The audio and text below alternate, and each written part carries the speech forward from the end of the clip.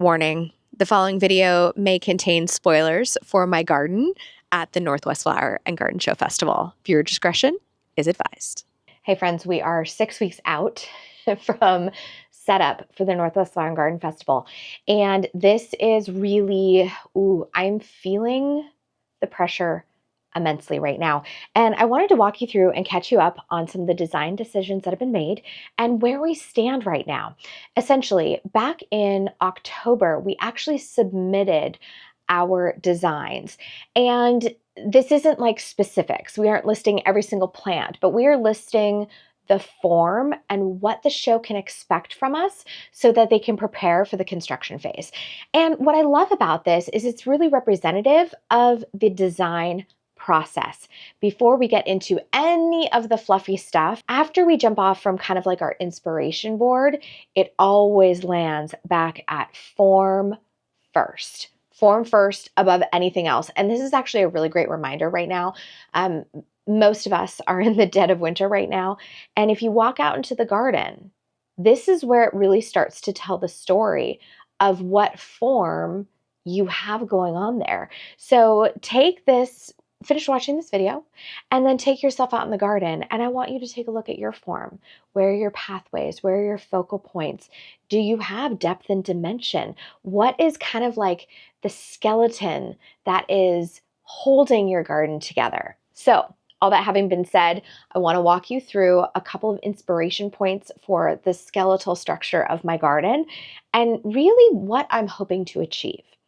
Now, when we go into the convention center, and I'll see if I can pop in some footage of years past, you come out on this floor that is perfectly flat, which I don't know about anywhere else in the country, but here in Seattle, we do not come across a lot of perfectly flat spaces. But this is also where kind of some fun stuff begins. I get to relate this back to the lived experience of the people who will be coming to see this garden. And our lived experience in Seattle, it is multidimensional. We are literally built on a series of hillsides. And as such, I want to make sure that I'm reflecting that in the garden that I'm constructing. The other thing about building up certain areas of a display garden is I feel like it allows the viewer to have a different experience of the garden as they wander through it. It makes it feel a little bit more lived in. It makes you feel a little bit more held in certain ways.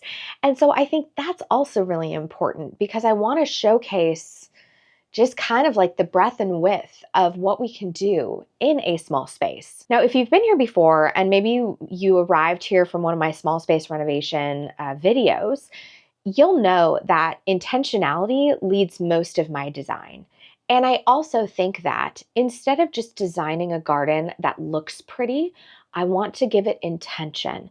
So maybe intention could be something as simple as like a journey down a pathway that's leading your eye towards something spectacular.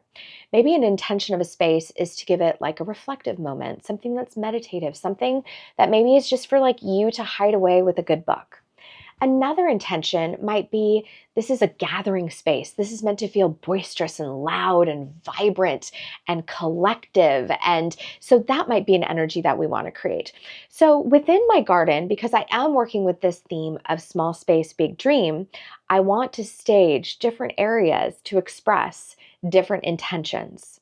The trick there is we have to have an overarching theme that allows the viewer's eye to flow through the space and be kind of excited by it. Here's the other thing. My garden is not a walkthrough garden this year. It is a 360 experience. So I am going to be basically right smack dab in the middle of the floor. And when you come to the show, you're going to be able to walk all the way around it. So that means there can be no front door, back door. It has to look good no matter where you're positioned. And so that's also where depth and dimension comes into play.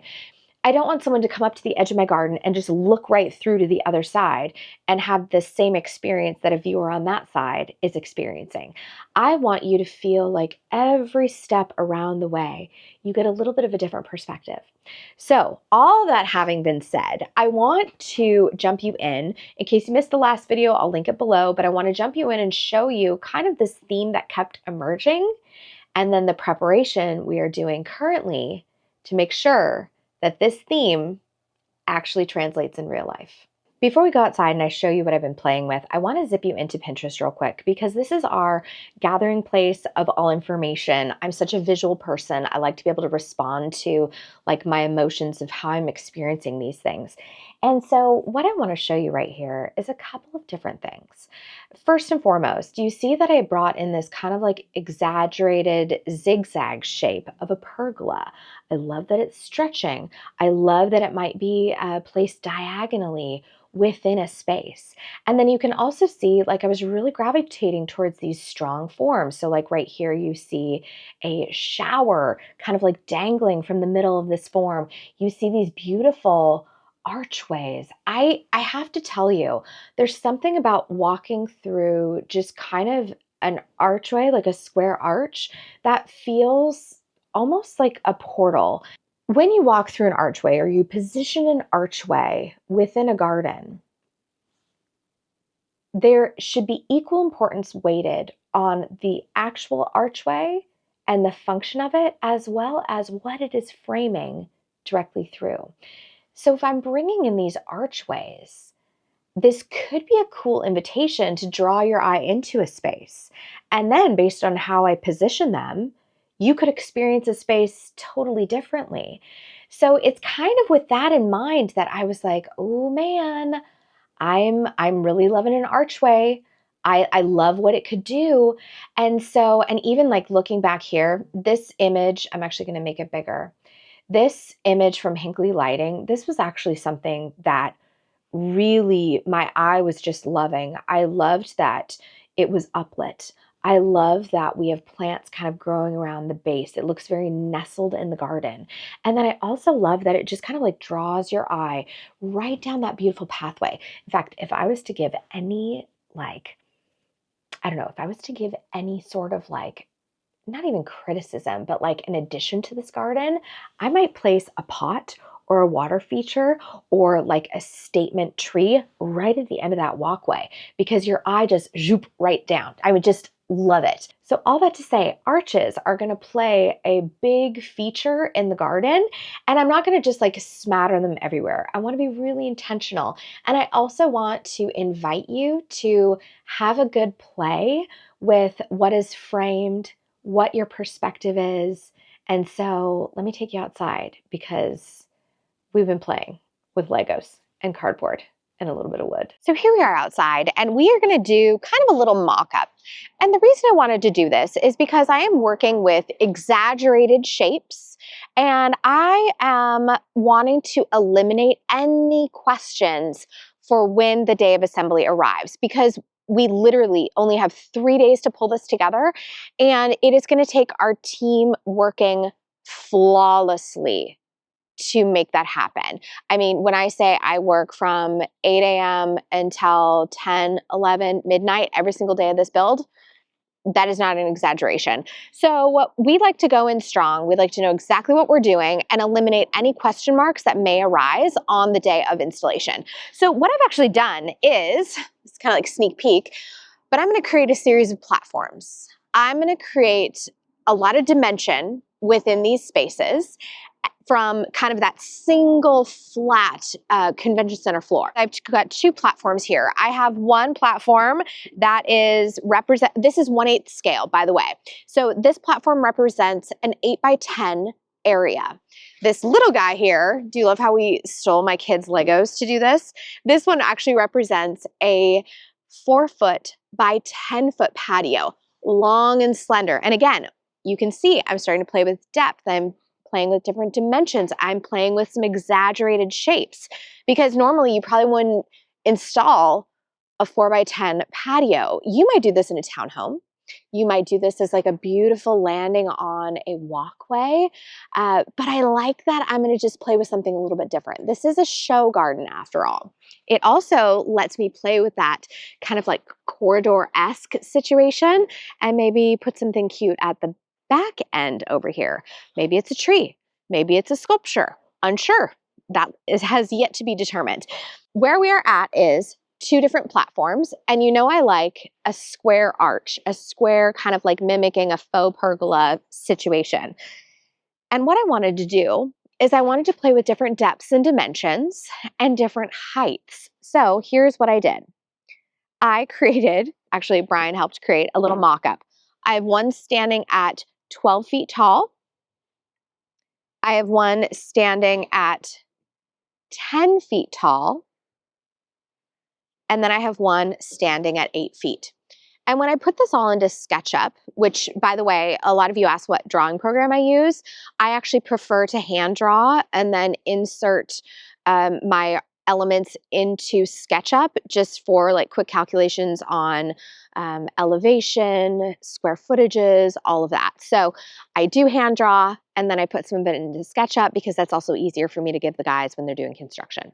Okay, so here we are, 12, 10, 8.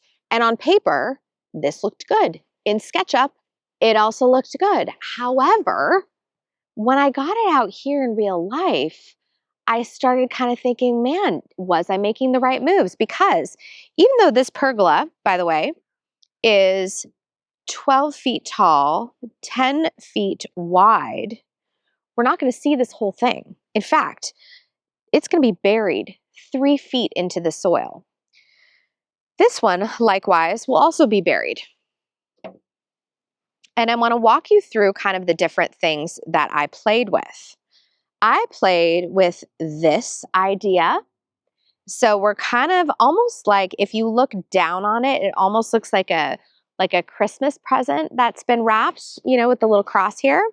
And I thought, okay, this is average. It's cute. It's interesting. I like that my longer bar is lower than my top bar. I think that adds an element to it.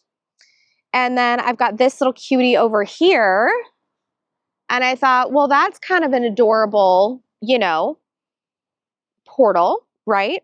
But I don't just want adorable. I don't want just plain. And so that's when I started thinking, man, what if I really do a number on the eye and I shift things? And maybe I shift this one here. And so instead of doing something very linear, very 90 degrees, what if I'm creating exaggerated shapes here that create more triangles and more depth and dimension? Now we're triggering a different part of my brain. And in fact, I came over here and I actually tried a couple different things. I said, okay, what if I do this here? I actually didn't like how heavy it became all of a sudden over here. So then I thought, okay, I'm gonna have stairs coming up from the lower patio here. So what if I tilted it this way? Now that's interesting. What if I tilted it this way? That is also very interesting to me. And now I started creating kind of more of an unusual way of looking at a garden. You know, and you can see what I'm doing even here. I'm like, oh, I actually don't like how narrow that is. I think I want to bump it out. I think I want this to feel even more exaggerated. I like that I might have a little pocket here that I could play with some perspective.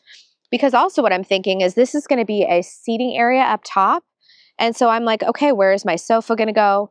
Where's my chair going to go? Am I going to have a container here? Maybe my chair is on this side, and maybe within this sweet little triangle here, maybe there's something big and voluminous and just voluptuous from a container perspective. That could also be very cool. So as I kind of started playing with these, I thought to myself, okay, this one is going to be buried 3 feet, so you're really only going to see that much exposed. And this bottom one started to feel a little squidgy to me. This one over here, that's going to be buried 1.5 feet. And I thought to myself, well, that isn't very tall. So how do I figure this out? Well, I thought, okay, we're at 1/8 scale. And so Brian was like, why don't you put me in there? So I have a water bottle. And this represents Brian in my display garden. And he said, I don't like the fact that my head is this close to this pergola. And when I'm looking at this may be 10 feet tall, but in reality, it's only 7 feet exposed. And I was like, you know, I think you're totally right. That may work for like an interior door of a house, but that's not going to work here. So Brian cut me 8 million little pieces here, and I began to play. And since all of these represent, each one of these blocks represents raising it 6 inches. I'm gonna bring you guys in a little bit closer. I wanna bring you flat and level with the table so you can see what all these little micro movements start doing to my structure and my space. Here's my tiny mock-up. We have platform 1, we have platform 2. To give you kind of an idea of where we are headed, there will be, granted each one of these blocks represents 6 inches here of elevation. So I will have a set of sweet little stairs here leading up to this platform. And then I will have another set of stairs from here leading up to this platform. What I realized, and I wanted to bring you down lower so you can see what I'm talking about. When I realized that I put kind of like a Brian sized water bottle here, it felt too squidgy, right? And this space, instead of it feeling intentional, it didn't carry the same weight, the same impact. So what I did is I took all of these little blocks that Brian cut for me and I raised it up 6 inches. And I thought to myself, okay, that's looking a little bit better. What if we do another 6 inches? So now we're coming up a foot. And all of a sudden this started to feel a little bit more open. I loved the interplay. It felt like these two items related a little bit more closely to one another. And now when I put Brian in there, now he feels like he has more space. And I thought, okay, alrighty. So I think instead of this, I liked the height of this top pergola. So that looked really good to me. But I realized that this next pergola down, instead of being 10 feet high, it really needed to be 11. The next question that brought up was this guy. Let me bring in Brian again. Okay, do we love how Brian is like a water bottle? Okay, here's Brian. And again, we're really close in height here. These vertical elements are cut at 8 feet, which means we really only have 6.5 feet exposed. And all of a sudden, with raising this up, there become like a big size discrepancy between the two. So here's what I did. I decided, okay, let's bump this up. So now we have a 7-foot tall arch of exposed height. That actually looked a lot better. And what it also did is it made this a little bit more tall and a little bit more skinny, which I actually really like that. So then I thought, okay, well, you know, let's just go for broke again. Let's get one more foot in here. And there we are. And that started to feel a lot better. Now, the other thing that I did is I played with it straight on, but this felt so predictable. Then I played with it skewed this way, and it started to feel very in line with what I had going on here. So then I flipped it back this way, and this became really interesting. It became very interesting. Now it's like I can have my stairs here, which will be about 3 feet across. And this felt like a really interesting walkway now. And so then I could also put a plant here. So when you look through this way, this plant gets framed here. I could put something this way. I could put something right down here at the end of the walkway. And now we have something super dynamic and interesting. So all in all, it wasn't until I really mocked this out that I started to kind of get a really great concept of how I was going to also interact in this space. Because this is the thing. when I'm working in someone's garden, there's a lot of standard heights that I normally adhere to. And they're proven, they work time and time again. But when we're doing a display garden, we need a little bit more drama. We need a little bit more excitement. And I like the idea that I would pull your eye through the space in a variety of different ways. So now I'm going to take you around the table and I want to show you the different perspectives that result from the vantage points of me basically taking these archways and all skewing them where nothing is at a right angle. Okay, so here we are. And this is what I think is really cool. As you go around, this one pergola or this one archway, it disappears.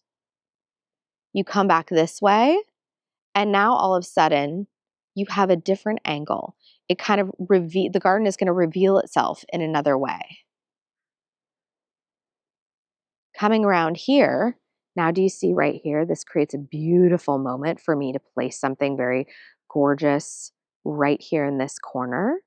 It also allows you to kind of like look back in these two different directions. Let me take you around again. Now here we go from this angle, the far pergola, it disappears again. And now we have this beautiful story of the two major archways coming through. Coming at it from this way, do you see now how I've got another beautiful little sliver of a piece to work with? And you get this gorgeous arch on the lower threshold. Now I can frame something through it. Just really, I mean, and look, now as you go again, it almost looks like they're moving. So do you see what like shifting those now does to the eye? It gives you 8 million ways that you get to enjoy this garden that we are creating. So in terms of next steps, we actually already sourced the material for these archways. We're going to be building them out of 6x6 lumber, and we are using Doug fir, which I'm actually super excited about because you see a lot of people building out of cedar or other materials, but I feel like Doug fir is like kind of an unsung hero, and I think we're going to see, actually, one of the things I'm forecasting is I think we're going to see a lot more construction for exterior elements using Doug fir and juniper. Just my thoughts on the subject there. I hope that this has been interesting to kind of see the backstory of what goes into the construction of a display garden, specifically from kind of the form perspective. And I also hope this gives you some information in terms of things that you might want to look for in your garden. How are you positioning portals? Do you have any portals? What does the skeletons of your garden look like in the dead of winter when you've got nothing else going on? Because it really is like form and intentionality first. That for me, it wins every time when you step off on that foot when you're designing a garden. Okay, I'm gonna see you in the next one. In the meantime, say hello to your garden for me.